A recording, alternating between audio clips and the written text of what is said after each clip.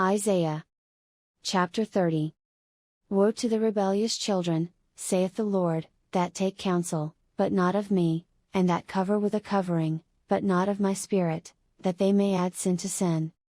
That walk to go down into Egypt, and have not asked at my mouth, to strengthen themselves in the strength of Pharaoh, and to trust in the shadow of Egypt.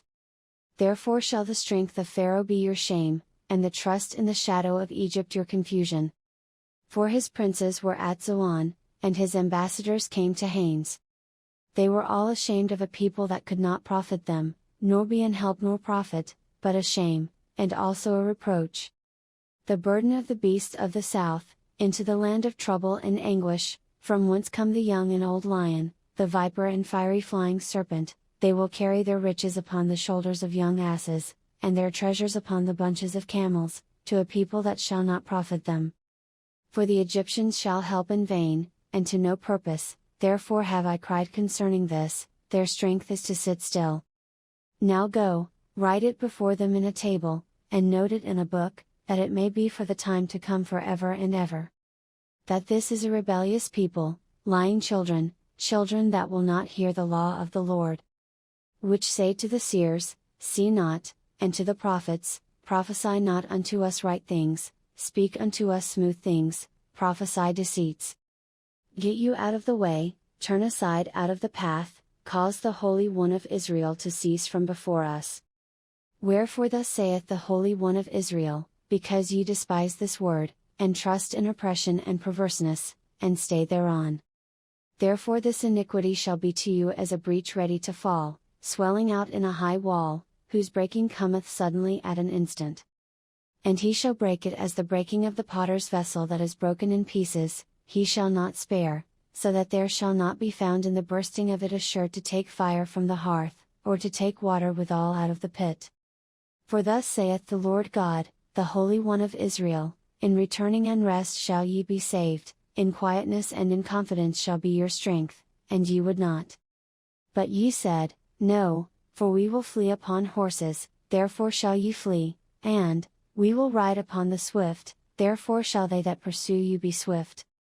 1,000 shall flee at the rebuke of one, at the rebuke of 5 shall ye flee, till ye be left as a beacon upon the top of a mountain, and as an ensign on an hill.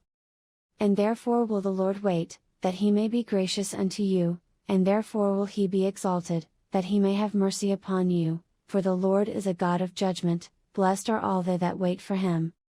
For the people shall dwell in Zion at Jerusalem, thou shalt weep no more, he will be very gracious unto thee at the voice of thy cry, when he shall hear it, he will answer thee. And though the Lord give you the bread of adversity, and the water of affliction, yet shall not thy teachers be removed into a corner any more, but thine eyes shall see thy teachers. And thine ears shall hear a word behind thee, saying, This is the way, walk ye in it, when ye turn to the right hand, and when ye turn to the left. Ye shall defile also the covering of thy graven images of silver, and the ornament of thy molten images of gold, thou shalt cast them away as a menstruous cloth, thou shalt say unto it, Get thee hence.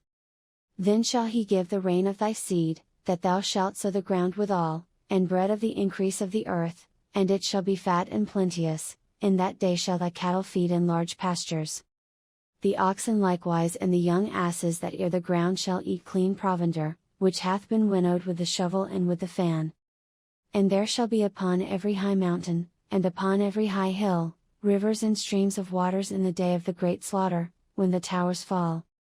Moreover the light of the moon shall be as the light of the sun, and the light of the sun shall be sevenfold, as the light of 7 days, in the day that the Lord bindeth up the breach of his people, and healeth the stroke of their wound. Behold, the name of the Lord cometh from far, burning with his anger, and the burden thereof is heavy, his lips are full of indignation, and his tongue is a devouring fire. And his breath, as an overflowing stream, shall reach to the midst of the neck, to sift the nations with the sieve of vanity, and there shall be a bridle in the jaws of the people, causing them to err.